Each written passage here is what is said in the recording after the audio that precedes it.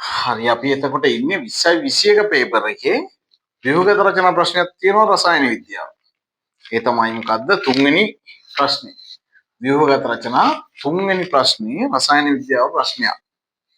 එතකොට කියනවා මේකේ මෙහෙම කතාවක් කියනවානේ. L M Q හා R යන මූලද්‍රව්‍ය පරමාණු සතු ඉලෙක්ට්‍රෝන ශක්ති මට්ටම් වල පවතින ආකාරය පහත රූප සටහන් වල නිරූපිතය. පහත කියලා අදහස් කරේ මේ රූප ටික මම මේ ඇඳලා තියෙනවා. හරි? මොකද්ද කියන්නේ මේකේ ශක්ති මට්ටම් වල ඉලෙක්ට්‍රෝන පිහිටන ආකාරය තමයි කියලා තියෙන්නේ. එතකොට L M Q හා R යනු එම මූලද්‍රව්‍ය වල සම්මත සංකේත නොවේ. දකුණු පසින් නැත්තේ පළමු මූලද්‍රව්‍ය 20ට අයත් ස්ථාන දැක්වෙන ආවර්තිත වගුවකි. දකුණේ තියනවා කියන එක මම මේ යටින් යනවා. එතන L වල ලකුණු කරලා දීලා තියෙනවා මෙන්න L වල. L පිහිටන්නේ මෙතන කියලා. හතරවෙනි කාණ්ඩයට අදාළව පිහිටන්නේ කියලා දීලා තියෙනවා. ඉතින් කියනවා ඊට පස්සේ මෙහෙම එකක්. L මූලද්‍රව්‍යයට හිමි ස්ථානය අවතවකුවේ දක්වා ඇති අතර පළවෙනි කොටස කියන්නේ එහෙම එකක්. L මූලද්‍රව්‍යයට හිමි ස්ථානය ආවර්තිත අවගුවේ දක්වා ඇති ආකාරයට MQR යන මූලද්‍රව්‍ය වලට හිමි ස්ථානද එම සංකේත ඇසුරෙන් ආවර්තිත වගුවේ සටහන් කරන්න කියලා කියනවා. MQR කියන තුන් දෙනාව සටහන් කරන්නලු කොහෙද? ආවර්තිත වගුවේ සටහන් කරන්නයි කියලා කියන්නේ. හරි එතකොට දැන් කොහොමද කරන්න කියලා අපි පොඩ්ඩක් බලමු. හරි ලොකු දෙයක් නෑ මේ කට්ටිය මේ ආලා. හවුද? මේ MI QI RY මේ ආවර්ත වගුවේ සටහන් කරන්නලු L ගේ තැන දීලා තියෙනවා. දැන් එතකොට අපිට බැලුව හැකි L ගේ තැන හරියට දීලා තියෙනවද කියලා නේ. මේකේ මේ පිටතින්ම තියෙන ශක්ති මට්ටමට තමයි කියන්නේ අපි මොකක් කියලාද? සංයුජතා කවචය කියලා. සංයුජතා කවචය කියලා කියනවා. ඒතර මේ සංයුජතා කවචයේ මේ බාහිරතම ශක්ති මට්ටමේ ඉලෙක්ට්‍රෝන 4ක් තියෙනවා. එම 4ක් තියෙනවා නම් එයා පිහිටන්න ඕනේ කොහෙද? මේ හතරවෙනි කාණ්ඩේ තමයි පිහිටන්න ඕනේ. හතරවෙනි කාණ්ඩේ. හරි? හතරවෙනි කාණ්ඩේ පිහිටන්න ඕනේ. දැන් එතකොට L හරියට දීලා තියෙනවා කියලා මේ බලන්නේ. දැන් මේක කොහොමද දීලා තියෙනවා? හරිද? අපි බලන්නේ මේක හරිද කියලා. දැන් ඔන්න L උඩ තමයි සටහන් කරලා තියෙන්නේ. ඒතකොට L පල්ලෙහා ලියන්නේ නැත්තේයි කියලාත් බලමු අපි නේ. මේ ආවර්තය මේ පළවෙනි ආවර්තනේ මේ තියෙන්නේ. මේ දෙවෙනි ආවර්තය. තුන්වෙනි ආවර්තය. හතරවෙනි ආවර්තය. ආවර්තිත වගුවේ මේ හරස් තීරු. හරහට තියෙන තීරු වලට අපි කියනවා මොනවා කියලාද? හරස් තීරු වලට කියන්නේ මොනවා කියලාද? ආවර්ත කියලා. ඒක මේ පළවෙනි මේ ශක්ති මට්ටමට ඉලෙක්ට්‍රෝන පිරෙන හයිඩ්‍රජන් සහ හීලියම් තමයි මේ දෙන්නගේ. හයිඩ්‍රජන් හීලියම් ඔය තැන් දෙකේ ඉන්නේ. පළවෙනි ශක්ති මට්ටමට ඉලෙක්ට්‍රෝන පිරෙන අය ඉන්නේ මේ තමයි මෙතනයි. දෙවෙනි ශක්ති මට්ටමට ඉලෙක්ට්‍රෝන පිරෙන අය ඉන්නේ කොතනද? මේ දෙවෙනි ආවර්තය කියන එකේ. මේක තමයි ඉන්නේ. තුන්වෙනි ශක්ති මට්ටමට ඉලෙක්ට්‍රෝන පිරෙන අය මේ තුන්වෙනි ආවර්තයේ ඉන්නේ. හරි? හතරවෙනි ශක්ති මට්ටමට ඉලෙක්ට්‍රෝන පිරෙන අය තමයි දැන් මේ මෙතන ඉන්නේ. කොහෙද? හතරවෙනි ආවර්තයේ ඉන්නේ. මෙතන ඉන්නේ. එතකොට දැන් L වල අපිට පැහැදිලි ඉලෙක්ට්‍රෝන පිරීලා තියෙන්නේ පළවෙනි එකටයි දෙවෙනි එකට. එතකොට බාහිරතම ශක්ති මට්ටම දෙක. එහෙනම් දෙවෙනි එකට ඉලෙක්ට්‍රෝන පිරීලා තියෙන අය තමයි මේ දෙවෙනි ආවර්තයේ ඉන්න ඕනේ. ඒ වගේම හතරවෙනි කාණ්ඩ වෙන්නත් ඕනේ. මොකද ඉලෙක්ට්‍රෝන හතරක් නේ තියෙන්නේ. හතරයි ඉලෙක්ට්‍රෝන තියෙන්නේ. එහෙනම් L තියෙන තැන හරි. ප්‍රශ්නයක් නැහැ. L තියෙන තැන හරි. නේද? හරි. ඔන්න L තියෙන තැන හරි. ඊළඟට බලනවා අපි M. ඔය විදිහට M බැලුවාම M මොකද වෙලා තියෙන්නේ? M ගේ වෙලා තියෙන්නේ බාහිරතම ශක්ති මට්ටමේ ඉලෙක්ට්‍රෝන කියලා. 1 2 3 4 5 6 7යි. 7යි එහෙනම්. එහෙනම් මේක තියෙන්න ඕනේ කොතනද? 7 වෙනි කාණ්ඩේ. හරි? මේ 7 වෙනි කාණ්ඩේ. හරි? 7 වෙනි කාණ්ඩේ තමයි තියෙන්න ඕනේ. ඊළඟට බලනවා ශක්ති මට්ටම් කීයද? පළවෙනි එකට නෙමෙයි දෙවෙනි එකට තමයි ඉලෙක්ට්‍රෝන පිරෙන්නේ. දෙවෙනි එකට ඉලෙක්ට්‍රෝන පිරෙනවා නම් මොකද්ද කියන්න පුළුවන් කාරණේ? ඒක තියෙන්න ඕනේ මේ දෙවෙනි ආවර්තය. නම් දෙවනි ආවර්තයේ 7 වෙනි කාණ්ඩේ තියෙන්න ඕනි කෙනා. මේ කියන්නේ මේ මෙතන ගැන මේ මෙතන ගැන. හරියට බලුවොත් ෆ්ලෝරින් ඉන්න තැන තමයි ෆ්ලෝරින් F ඉන්න තැන තමයි මේ කවුරු ලකුණු කරන්න ඕනේ නැත්තේ? M ලකුණු කරන්න ඕනේ. එහෙනම් අපි ඔන්න M ලියනවා උතන. M ලිව්වා මෙතන. ඔන්න M ලිව්වා. හරි? ප්‍රශ්නයක් නෑ ඔන්න. M තේරුවා. ආවර්තය මොකද්ද කාණ්ඩික මොකද්ද කියලා බලන විදිය කිව්වා. ආවර්තය මොකද්ද උනේ? ආවර්තේ දෙවෙනි ශක්ති මට්ටමට ඉලෙක්ට්‍රෝන පිරේ අන්තිමට පිරීලා තියෙන්නේ. එහෙනම් මේක දෙවෙනි ආවර්ත එකක් වෙන්න ඕනේ. ඒකේ ඉලෙක්ට්‍රෝන 7ක් තියෙනවා. එහෙනම් 7 වෙනි කාණ්ඩේ වෙන්න ඕනේ. පැහැදිලි. ඔන්න M ලිව්වා. ඊළඟට මොකද්ද කරන්නේ? ඊළඟට ගන්න පුළුවන් අපිට Q. Q බලමු. Q ගේ ඉලෙක්ට්‍රෝන පිරීලා තියෙන්නේ කීවෙනි එකටද? 1යි 2යි 3යි. තුන්වෙනි එකට. එහෙනම් මේක මේ තුන්වෙනි ආවර්ත එකක් වෙන්න ඕනේ. තුන්වෙනි ආවර්තය වෙන්න ඕනේ. ඒ වගේම අවසාන ශක්ති මට්ටමේ කොච්චරද තියෙන්නේ? එක ඉලෙක්ට්‍රෝනයයි. එහෙනම් ඒක පළවෙනි කාණ්ඩ එකක් වෙන්නත් ඕනේ. එහෙනම් Q අපිට ලියන්න වෙන්නේ මේ මෙතනනේ. Q ලියන්න වෙන්නේ මෙන්න මෙතන. ඔන්න Q ලියුවා. Q ලියුවා. හරි? හරි. ඊට පස්සේ බලමු R ගේ. R ගේ මොකද වෙලා තියෙන්නේ? 1යි 2යි 3යි 4යි. හතරවෙනි ආවර්ත එක. නේ? ඔන්න හතරවෙනි ආවර්තය. අවසාන ශක්ති මට්ටමේ ඉලෙක්ට්‍රෝන දෙකක්ද තියෙන්නේ? නෑ. දෙකක් තිබ්බනම් මෙතන දෙවෙනි කාණ්ඩේ. හැබැයි එකයිනේ තියෙන්නේ මේ. එක ඉලෙක්ට්‍රෝනයයි තියෙන්නේ. එහෙනම් R ලියන්න වෙන්නේ මේ පළවෙනි කාණ්ඩේ මූලද්‍රව්‍යයක් විදිහටනේ. R ලියන්න වෙන්නේ පළවෙනි කාණ්ඩේ මූලද්‍රව්‍යයක් විදිහට. ඔන්න දැන් අපි R ලියුවා. ඔන්න දැන් මේ ආවර්තවගුවේ ලියන්න තියෙන ටික ලියුවා. M ලිව්වා, Q ලිව්වා, R ලිව්වා, L අපිට දීලා තිබ්බා. නේද? එහෙනම් මොකද්ද කියන්නේ? L මූලද්‍රව්‍ය වැටීම් ස්ථානය ආවර්තවගුවේ දක්වා ඇති ආකාරයට M, Q, R යන මූලද්‍රව්‍ය වලට හිමි ස්ථානද එම සංකේත ඇසුරින් ආවර්තවගුවේ සටහන් කරන්න කියලා කියනවා. ඔන්න සටහන් කරා. හරි? හරි. ඊළඟට තුන්වෙනි කොටසේ කියනවා L හා M සංයෝජනීය වී සෑදෙන සංයෝගයේ රසායනික සූත්‍රය කුමක්ද කියලා අහනවා. L හා M නේ L හා M හරියට ගත්තොත් මේ තියෙන්නේ කාබන් සහ Cl වගේ නේද? කාබන් සහ Cl වගේ. එහෙනම් මෙතන එක්කම ලියන්න කාබන් සහ Cl සංයෝජන වෙලා දෙන්නේ CCl4 කියන සංයෝගය. Cl නෙමෙයි F නේ ෆ්ලෝරින් වගේ. එහෙනම් මෙතන CF4 වගේ එකක් තමයි හැදෙන්නේ. ඉතින් මේ සංයෝජනය මේ විදිහට ලියුවොත් ලියන්න වෙන්නේ LM4 වගේ එකක් තමයි ලියන්න වෙන්නේ. එහෙනම් මෙහෙම ලියන්න ඕනේ. මෙහෙම ලිව්වත් ලකුණු දීලා නම් තිබුණානේ. දීලා තිබුණා. හරි? LM4 කියලායි ලියන්න ඕනේ. ඒ අපේ කීවෙනි කොටසද? දෙවෙනි කොටස. හරි? මොකක්ද කියන්නේ? තුන්වෙනි කොටස. තුන්වෙනි කොටස තමයි. හරි?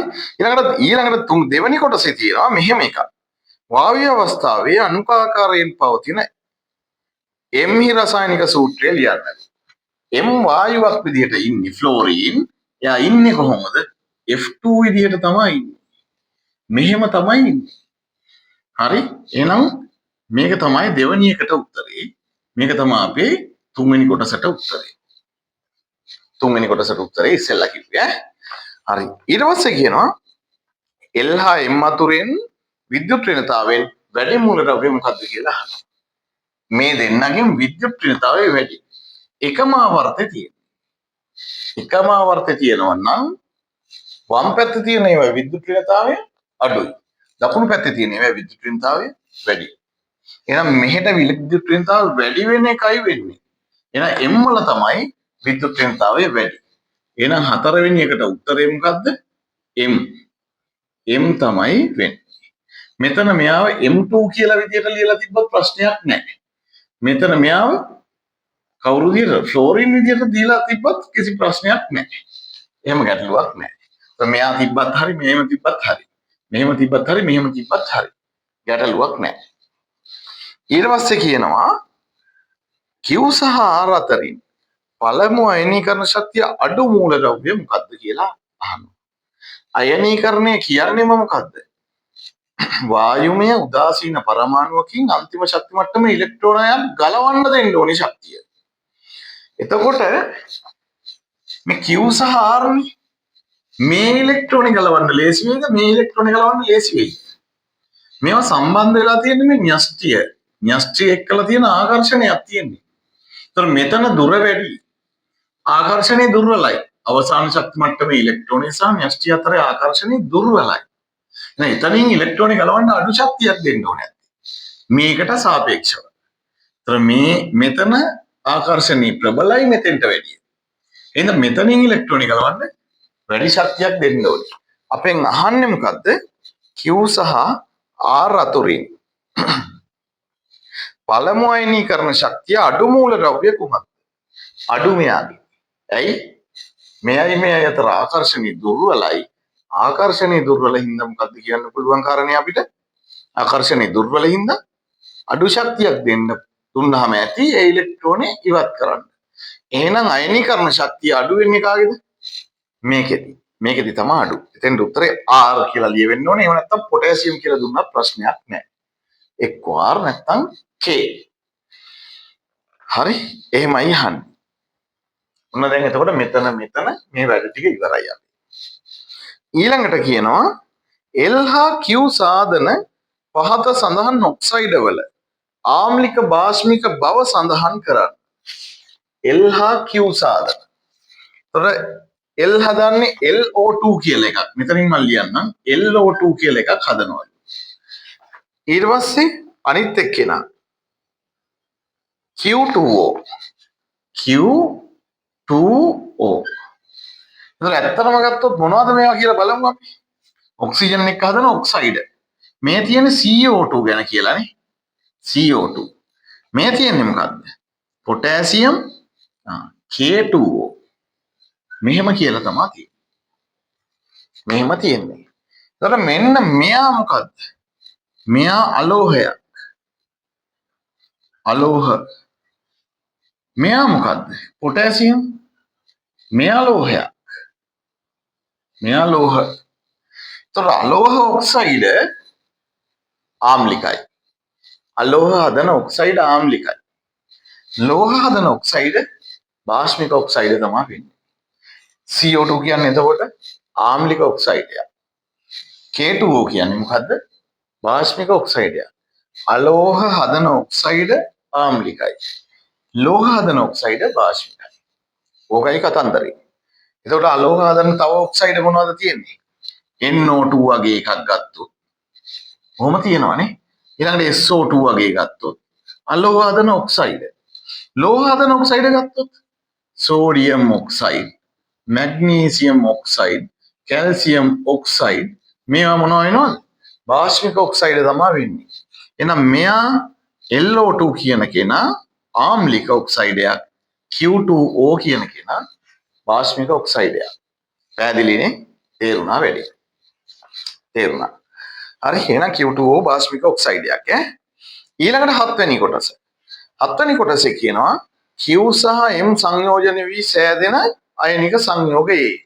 Q සහ M KF නේ නේද? KCl වගේ නේ. Q සහ F කියන්නේ මොකද්ද එතකොට? Q සහ F එකතු වෙලා හදන්නේ QF. එතකොට Q2F වත් QF2 වත් නෙවෙයි. හේතුව මේ තියෙන්නේ KF ගැන කියලා තියෙන්නේ. KF Q සහ M. QM කියලා කියන්නේ මොකද්ද මේ? KF පොටෑසියම් ෆ්ලෝරයිඩ් කියන කෙනා ගැන මේ කියන්නේ. මෙහෙම. ඒතර මෙයා හැදිලා තියෙන්නේ කොහොමද? K ධන අයනයයි F ඍණ අයනයයි අතරේ අයනික බන්ධනයක් හදාගෙන තමයි මෙයා හැදිලා තියෙන්නේ. අයනික බන්ධනයක් තමයි තියෙන්නේ. නම් පොටෑසියම් ධනයි F ඍණයි තමයි තියෙන්නේ. පොටෑසියම් ධන අයනයයි ෆ්ලෝරයිඩ් අයනයයි තමයි තියෙන්නේ. එහෙනම් අපිට කියනවා ඊට පස්සේ මෙහෙම Q සහ M සංයෝජනය වී සෑදෙන අයනික සංයෝගයේ Q පවතින ආකාරය රූප සටහනේ දක්වා ඇත. Q පවතින ආකාරය දීලා තියෙනවා. මොකද්ද? ධන අයනයක් නෙවෙයි. ධන අයනයක්. මේ ධන අයනෙ මොකද වෙලා තියෙන්නේ? පොටෑසියම් පරමාණු ගත්තොත් මෙහෙම ධන අයනෙ හැදෙන්න නම් මේ අවසාන ශක්ති මට්ටමේ තියෙන ඉලෙක්ට්‍රෝන මොකක් කරලා තියෙනවද? අයින් කරලා තියෙනවා. ඒ අයින් කළාට පස්සේ ඉතුරු ටික මෙන් දක්වලා තියෙනවා. නේ? දෙවෙනි ශක්ති මට්ටමේ ඉලෙක්ට්‍රෝන 8 තියෙනවා. පළවෙනි ශක්ති මට්ටමේ ඉලෙක්ට්‍රෝන 2 තියෙනවා. අර තුන්වෙනි ශක්ති මට්ටමේ තිබ්බ ඉලෙක්ට්‍රෝනේ අයින් කළා තමයි මේ ධන වෙලා තියෙන්නේ. පැහැදිලි? ඒතර ෆ්ලෝරින් වලදී තත්ත්වය කොහොමද? ෆ්ලෝරින් වල ෆ්ලෝරයිඩ් අයනය තමයි තියෙන්න ඕනේ. මං කිව්වේ F- අයනය තමයි තියෙන්න ඕනේ. ඔන්න F- අයනය තියෙනවා. දැන් මොකද වෙන්නේ? දැන් කරන්න ඕන F- කියන්නේ කවුද? දැන් මේ කියන විදිහට F කියන්නේ M මෙයා. මෙන්න මෙයා. ඒතර මෙයාගේ F- එකක් එහෙම නැත්නම් F ඍණ අයනය හැදෙන්න නම් පිටින් යා ඉලෙක්ට්‍රෝනයක් අරගෙන තියෙන්න ඕනේ. මෙතන 7ක් තියෙනවා. ඊට අමතරව තව ඉලෙක්ට්‍රෝනයක් මෙතන ලකුණු කරන්න ඕනේ. ඒ කියන්නේ ඔන්න මම ලකුණු කරනවා මෙතන ඉලෙක්ට්‍රෝනි හරි. මෙතන ඉලෙක්ට්‍රෝනි. ඔන්න පළවෙනි ශක්ති මට්ටමේ ඉලෙක්ට්‍රෝන දෙක හරි. ඊළඟට මේ තියෙන 7ත් ලකුණු කරමු. තියෙන 7ත් මම ලකුණු කරනවා. 1යි 2යි 3යි 4යි 5යි 6යි ඔන්න තියෙන 7ත් ලකුණු කරා. තියෙන 7 ලකුණු කළා ඊට පස්සේ මොකද කරන්නේ? ඊට පස්සේ තව ඉලෙක්ට්‍රෝනයක් එයා අරගෙන තියෙන්න ඕනේ. ඔන්න පිටින් ආපු ඉලෙක්ට්‍රෝන ලකුණු කරා. ඒක වෙනම දක්වන්න ඕනේ. ඒ විදිහටම ඉලෙක්ට්‍රෝනයක් ලකුණු කරා. ලකුණු කරාට පස්සේ මේක මොකක් වෙනවද? මේක ඍණ ආයනයක් කියලා දක්වන්නත් ඕනේ. ඔන්න ඔහොම තමයි ලකුණු කරන්න ඕනේ. ඔන්න පිටින් ඉලෙක්ට්‍රෝනයක් අරගෙන ෆ්ලෝරින් පරමාණුව ඍණ ආයනය හැදුවා. පොටෑසියම් ධන ආයනය හදලා තියෙනවා ඉලෙක්ට්‍රෝනයක් පිට කරලා. මේක තමයි දක්වන්න කියලා තියෙන්නේ දැන්. දැන් එතකොට ඔන්න 7 වෙනි කොටස ඉවරයි. Q සහ M සංයෝජනයේ වී සෑදෙන අයනික සංයෝගයේ Q පවතින ආකාරය රූප සටහනේ දක්වා ඇත. ඔන්න Q පවතින විදිය දක්වලා තියෙනවා. M සංයෝගයේ M පවතින ආකාරය. M කියන්නේ ෆ්ලෝරින්. ෆ්ලෝරයිඩ් අයනය විදියට තමයි තියෙන්නේ. එහෙනම් බාහිරතම ශක්ති මට්ටමට පිටින් ඉලෙක්ට්‍රෝනයක් අරගෙන තමයි තියෙන්නේ. නේද? අරගෙන තියෙන්නේ. පැහැදිලි වැඩේ. ඊළඟට මොකද්ද කියන්නේ? ඔහොම ලොකු ප්‍රශ්නයක් නෙවෙයි. ඉතින් B කොටසත් ඔහොම මම කරලා දානවා. මේ ටික මම මකනවා දැන්. හරි? මේ ටික මෙහෙම මකලා දානවා.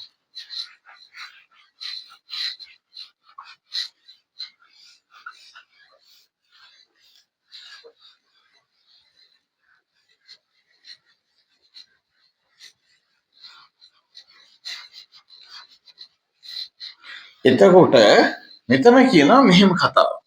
මොකද්ද කියන්නේ? මෙහෙම පොඩි රූපයක් දීලා තියෙනවා. මොකද්ද? මෙහෙම ජල අණුවක් දීලා තියෙනවා මේ. මෙහෙම. O1යි H1යි H1යි. කොහොම ජල අණුවක් දීලා තියෙනවා. හරි? මෙතන දක්වලා තියෙනවා කතිර දෙකක් උන. කතිර දෙකක් මෙහෙමත් කතිර දෙකක් දක්වලා තියෙනවා. ඊළඟට ආපහු දක්වලා තියෙනවා මෙහෙම ජල අණුවක්. O1යි H1යි මෙහෙම ඔන්න ජල අණුවක් දක්වලා තියෙනවා. මෙතනත් දක්වලා තියෙනවා මොනවද? කතිර දෙකකුයි කතිර දෙකකුයි. ඒ තමයි O මත පිහිටි එකසර ඉලෙක්ට්‍රෝන යුගල් ඔය දක්වලා තියෙන්නේ. මොනවද? බන්ධන හදන්න පෙළඹුනේ නැති ඉලෙක්ට්‍රෝන යුගල් වලට කියනවා එකසර ඉලෙක්ට්‍රෝන යුගල් කියලා. ඒවා තමයි මේ දක්වලා තියෙන්නේ. ඒ අතරේ මෙහෙම එකක් දක්වලා තියෙනවා. මේ මෙහෙම මෙතන මෙහෙම මොකක්ද බලයක් දක්වලා තියෙනවා ඉතින් නේ. හරි? ඊට පස්සේ ඊතලයක් දාලා ලියලා තියෙනවා එතන 2යි කියලා. මෙතෙන්ට 2යි කියලා තියෙනවා නේ 2යි. මෙතෙන්ට 2යි කියලා තියෙනවා මේ මෙතෙන්ට. මෙතෙන්ට ඊතලයක් දාලා කියලා තියෙනවා මෙතන 1යි කියලා. මෙතන 1යි කියලා තියෙනවා. මෙතන. මෙහෙම 2යි මෙහෙම 1යි. හරි? දැන් එතකොට මොකක්ද කියන්නේ කියලා බලමු අපි. ජල අණු තුල හා B කොටස හරි? 2021 O level paper එකේ 3 වෙනි ගානේ B කොටස. කෙමිස්ට්‍රි ප්‍රශ්නයන්නේ 3 වෙනි ගානේ කෙමිස්ට්‍රි ප්‍රශ්නයක් එන්නේ නේ. ජල අණු තුල හා ජල අණු අතර පවතින රසායනික බන්ධන රූප සටහනේ 1 හා 2 ඊතල මගින් පිළිවෙලින් දක්වා ඇත. ඒ ඇසුරෙන් පහත වගන්තිවල හිස්තැන් පුරවන්න. වගන්ති වගේක් තියෙන්නේ දීලා. එහෙනම් පළවෙනි ප්‍රකාශය තියෙනවා. එක ඊතලය මගින් දැක්වෙන බන්ධන වර්ගය සහ සංයුජ බන්ධන තමයි වෙන්නේ. එතන ලියන්න ඕනේ අපි සහ සංයුජ බන්ධන කියලා. මොකද්ද මේ පළවෙනි ඊතලෙන් දැක්වෙන මේ O සහ H අතර බන්ධනය. මේක. මේවා සහ සංයුජ බන්ධන.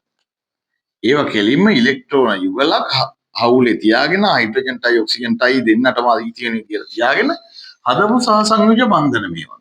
මේ සහ සංයුජ බන්ධන.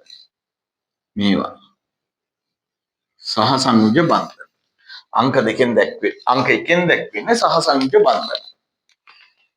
ලෙසද අංක 1 ඊතලයේ මගින් දැක්වෙන බන්ධන වර්ගය එතකොට සහසංයුජ බන්ධන ලෙසද අංක 2 ඊතලයේ මගින් දැක්වෙන බන්ධන වර්ගය. මේවා. මෙතන හරි. මේකට කෙලින්ම කිව්වොත් කියන්න පුළුවන් මේකට කියන්නේ හයිඩ්‍රජන් බන්ධනයක් කියලා. හයිඩ්‍රජන් බන්ධනය. ඔන්න ඔතන අපිට ලියන්න පුළුවන් එහෙනම් මොකද්ද අංක 2 ඊතලයේ මගින් දැක්වෙන බන්ධන වර්ගය මොකද්ද? හයිඩ්‍රජන් බන්ධනයක් ලෙසද හැඳින්වේ කියලා ලියන්න පුළුවන්. ඒ වගේම තමයි මේකට එහෙම කෙලින්ම හයිඩ්‍රජන් බන්ධනය කියලා හඳුන්වන්න නැතුව කාට හරි කෙනෙක්ට මෙතන ලියන්න පුළුවන් අන්තරාණුක ආකර්ෂණ බන්ධනයක් කියලා ලියන්නත් පුළුවන්. ඒ ලිව්වත් එතෙන්ට අදාළ ලකුණු හම්බෙලා තිබුණා. හරි. එතකොට අන්තරාණුක ආකර්ෂණ බන්ධනයක් කියලා ලිව්වේ හැකි නැත්නම් හයිඩ්‍රජන් බන්ධනයක් කියලා ලියන්න පුළුවන් මෙතන. එක්ක අන්තරාණුක ආකර්ෂණ බන්ධනයක් එහෙම නැත්නම් හයිඩ්‍රජන් බන්ධනයක්. ඔය දෙකෙන් එකක් ලිව්වේ හැකි. ඒතකොට මේ හයිඩ්‍රජන් බන්ධනය කියන එක පොඩ්ඩක් මම පැහැදිලි කරන්නම්. හයිඩ්‍රජන් බන්ධනයක් කියන්නේ මෙන්න මේ වගේ එකක්. මොකද්ද? මේ වගේ එකක්. ඒ කියන්නේ මේවා මත ලකුණු කරන්න පුළුවන් මොනවද? ආරෝපණ ප්‍රශ්නේ කියලා ඊළඟට කියන්නකෝ ඈ. ප්‍රශ්නේ එතනින් එහාට තියෙනවා මං හිතන්නේ. ජලයට සාපේක්ෂ වශයෙන් ඉහළ තාපාංකයක් පැවතීමට හේතු වනුයේ. ජලයට සාපේක්ෂ වශයෙන් ඉහළ තාපාංකයක් පැවතීමට හේතු වෙනුයේ අංක ලියන්න තියෙන්නේ ඊතලයෙන් දක්වා ඇති බන්ධන වර්ගයයි. ඒක තමයි මේ හයිඩ්‍රජන් බන්ධනය. හයිඩ්‍රජන් බන්ධනයේ ප්‍රබලයි. කාට සාපේක්ෂවද? මෙයා විතර ප්‍රබල නෑ. හැබැයි අනිත් අන්තරාණුක ආකර්ෂණ බල වලට සාපේක්ෂව ප්‍රබලයි. ඒ ප්‍රබල හින්දා මොකද වෙන්නේ? මෙතනින් මේ ජලාණුව ගලවලා අයින් කරන්න අමාරුයි. ඒ හින්දා කාමරුෂ්ණත්වයේදී ජලයේ ඉන්න ද්‍රවයක් විදිහට. මේ බලන්නකො බර අඩු ජලයේ ඉන්න ද්‍රවයක් විදිහට. හැබැයි මීටරදී බර වැඩි H2S කියන කෙනා. එයා ඉන්නේ වායුවක් විදිහට. ජලයේ ඉන්න ද්‍රවයක් විදිහට කාමරුෂ්ණත්වයේදී H2S ඉන්නේ වායුවක් විදිහට. මේක ද්‍රවයක් විදිහට පවතින හේතුව තමයි ජලාණු අතර පවතින හයිඩ්‍රජන් බන්ධනය කියන එක. හයිඩ්‍රජන් බන්ධනය. හරි? එතකොට අපෙන් කියනවා මොකද්ද? ජලයට සාපේක්ෂ වශයෙන් ඉහළ තාපාංකයක් පැවතීමට හේතු වනුයේ අංක 2 ඊතලයෙන් දක්වා ඇති බන්ධන වර්ගයයි. හරි? බන්ධන වර්ගය. මේක හයිඩ්‍රජන් බන්ධනය. ඊළඟට අන්තිමට කියනවා තුන්වෙනි කාරණේ.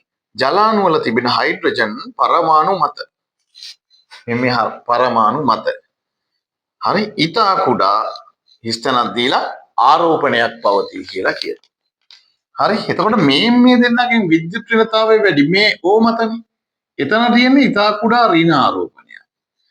හයිඩ්‍රජන් මත තියෙන්නේ ඩෙල්ටා ධන කියලා කියනවා. ඊතා කුඩා ධන ආරෝපණයක් තමයි තියෙන්නේ. මේක තමයි අපෙන් අහන්නේ. ඒතකොට හිස්තනේ ලියන්න ඕනේ ධන කියලා ලියන්න පුළුවන් අපිට. එහෙම නැත්නම් ධන කියලා ලියන්නත් පුළුවන්. හරි එහෙම නැත්නම් මෙහෙම ඩෙල්ටා ධන කියලා ලිව්වත් ප්‍රශ්නයක් නෑ. ඩෙල්ටා ධන. ඉතා කුඩා කියන්න තමයි ඩෙල්ටා කුඩා දාන්නේ. හරි මං ඉස්සලා කියන්න කියලා නතර වුණේ මේ එතකොට මේ ජලාණුව ගත්තොත් මෙතන තියෙන්නේ ඩෙල්ටා ඍණයි. මෙතන ඩෙල්ටා ධනයි. ආයේ මෙතන ඩෙල්ටා ඍණයි මෙතන ඩෙල්ටා ධනයි. මෙතන ගත්තොත් ආයේ මෙතන ඩෙල්ටා ඍණයි මෙතන ඩෙල්ටා ධනයි. කොහොමනේ තියෙන්නේ? තේරුණා? ඉතින් ඔන්න ඔය වගේ අණු තියෙනකොට මේ ඩෙල්ටා ධන ද්‍රව්‍ය හයිඩ්‍රජන් එකක් වෙලා මේ ඩෙල්ටා ඍණ ද්‍රව්‍ය එක්ක ඔක්සිජන් එහෙම නැත්නම් නයිට්‍රජන් එකක් වෙලා එහෙම නැත්නම් ෆ්ලෝරින් එකක් වුණොත් මේ හැදෙන ආකර්ෂණ බලයට තමයි කියන්නේ මොකක් කියලා? හයිඩ්‍රජන් බන්ධනය කියලා. මේ ඩෙල්ටා ඍණ මේ ඔක්සිජන් එක්ක හදන එකත් හයිඩ්‍රජන් බන්ධනය. නයිට්‍රජන් එක්ක මේ හයිඩ්‍රජන් හදන එකත් හයිඩ්‍රජන් බන්ධනය. ෆ්ලෝරින් එක්කලා මේ හදන කෙනත් මොකද්ද? මේවා හයිඩ්‍රජන් බන්ධන තමයි වෙන්නේ. මේ දෙක කියලාම තමයි හඳුන්වන්න පුළුවන් වෙන්නේ. තේරුණා? ඔන්න ඕක තමයි එතකොට හයිඩ්‍රජන් බන්ධනය කියලා කියන්නේ. දැන් ජලාණු වල තිබෙන හයිඩ්‍රජන් පරමාණු මත ඉතා කුඩා ධනාරෝපණ තමයි පවතින්නේ. හරි ඉතා කුඩා ධනාරෝපණයක් පවතින්නේ. ඒතර මෙන්න මේ අන්තරාණුක ආකර්ෂණ බලයක් තියෙනවානේ. මේ අන්තරාණුක ආකර්ෂණ බලය ඩෙල්ටා ධන ද්‍රව්‍යයේ හයිඩ්‍රජන් වෙලා ඩෙල්ටා ඍණ ද්‍රව්‍යයේ ඔක්සිජන් හරි නයිට්‍රජන් හරි ෆ්ලෝරින් හරි යොමු. අපි ඒකට කියනවා මොකක් කියලාද? විශේෂයෙන් හයිඩ්‍රජන් බන්ධනයක් කියලා කියනවා. හයිඩ්‍රජන් බන්ධනයක් කියන්නේ ඔන්න ඕකයි. පැහැදිලි කාරණේ? හරි. එතකොට ඉවරයි මෙතන 2021 ප්‍රශ්නේ. තුන්වෙනි ප්‍රශ්නේ ඉවරයි. හරි. එතකොට මෙතන මේ ඔයාලගේ අච්චු පොතේ ඕක කතන්දරේ කියලා තියෙනවා මෙහෙමනේ. අච්චු පොතේ තියෙනවා. අච්චු පොතේ මොකද්ද කියලා තියෙන්නේ? අන්තර් අණුක බන්ධන ගැන කතා කරනවා. අන්තර් අණුක බන්ධන ගැන කතා කරනවා. ඔය කියන ජලාණුවේ තියෙන බන්ධනය ගැනම කතා කරලා තියෙනවා. ජලාණුවක ඇති කියලා කතා කරලා තියෙනවා. මේ විදිහට ජලාණු දක්වලා තියෙනවා. ඉතින් ওই ජලාණුවම තමයි විභාගෙටත් ඒ පාර අහලා තියෙන්නේ. මේ ජලාණුවම තමයි අහලා තියෙන්නේ. ඊට පස්සේ ඒකේ අන්තිමටම කියනවා ඔය කතන්දරේ. මොකද්ද මේ? මෙතන කියනවා මෙහෙම මේ ජලයට මොනවද හම්බෙලා තියෙනවා කියන්නේ? තාපාංකයේ ඉහළ අගයක් ගැනීම, ඉහළ විශිෂ්ට තාපධාරිතාවක් පැවතීම, ඊට පස්සේ අයිස් වලට වඩා ඉහළ ඝනත්වයක් පැවතීම, ජලය තව මොකක් විදියට? ද්‍රවයක් ලෙස මේ උඩම කියලා තියෙනවා මෙතන කියනවා මොකද්ද? මෙම අන්තර් අණුක ආකර්ෂණ බල නිසා කාමර උෂ්ණත්වයේදී ජලය ද්‍රවයක් ලෙස පවතී. ජලාණු අතර අන්තර් අණුක බන්ධන නොතිබී නම් කාමර උෂ්ණත්වයේදී ජලය පවතින්නේ වායුවක් විදියට. නේද? එහෙම කියනවා. එහෙම වුණා නම් එහෙම මාර කේස් එකක් වෙනවා නේද? වතුර බොන්න බෑ. නේද? වතුර නිකන් වැදිලා යන සීන් එකක් තියෙන්නේ නේ. එහෙම එකක්. එතකොට අන්තිමටම කියනවා මේන් ජල මෙතන. මොකද්ද කියන්නේ මෙතන? මෙතන කියනවා මේ කතන්දරේ. මොකද්ද කියන්නේ? ජලාණුවේ අන්තර් අණුක බන්ධන හයිඩ්‍රජන් බන්ධන ලෙස හැඳින්වේ. හයිඩ්‍රජන් බන්ධන හට ගැනීමට නම් අණුවක ධන ද්‍රවය හයිඩ්‍රජන් පරමාණුව වී ඍණ ද්‍රවය විද්‍යුත් ඍණතාවයෙන් ඉහළ පරමාණු වන ෆ්ලෝරින් නයිට්‍රජන් හෝ ඔක්සිජන් විය යුතුය. ජලාණුවට අමතරව ප්‍රෝටීන DNA RNA වැනි ජෛව අණුවලද හයිඩ්‍රජන් බන්ධන පවතී. ඉතින් ඔය හයිඩ්‍රජන් බන්ධනේ බොහොම බරපතල කේස් එකක්. හරි? ඒතර මෙහෙම මේ 11 වසරේදී මෙහෙම යන්තම් පොඩ්ඩක් මේක ඉගෙනුවාට හරිද? උසස් පෙළ කරන්න ආවට පස්සේ රසායන විද්‍යාව ඇතුළේ ඔය හයිඩ්‍රජන් බන්ධනය ගැන උගන්වනවා. ඒ වගේම තව කොහෙද? බයොලොජි ඇතුළේ ජීව විද්‍යාව ඇතුළේ මේ හයිඩ්‍රජන් බන්ධනේ හදලා තියෙනවා. හරි. එතකොට ඔන්න ප්‍රශ්නේ ඉවරයි. ඉතින් මොකද කරන්න තියෙන්නේ? හොඳට ආපහු මේකේ හයිඩ්‍රජන් බන්ධන විතරයි මේ ප්‍රශ්නේ ටික කතා කරන්නේ. ඉතුරු රසායනික බන්ධන සියල්ල ගැන තියදී හොඳට බලා ගන්න. මේ වගේ බොහොම සරල බොහොම චූටි ප්‍රශ්න තමයි ඔය කියන විභාගයේ රසායන විද්‍යාව ප්‍රශ්න විදියට අහන්නේ. ඊළඟට ඔය 2021 MCQ ටික සාකච්ඡා කරමු. හරියේ නේද? එහෙනම් ජය වේවා. හරි.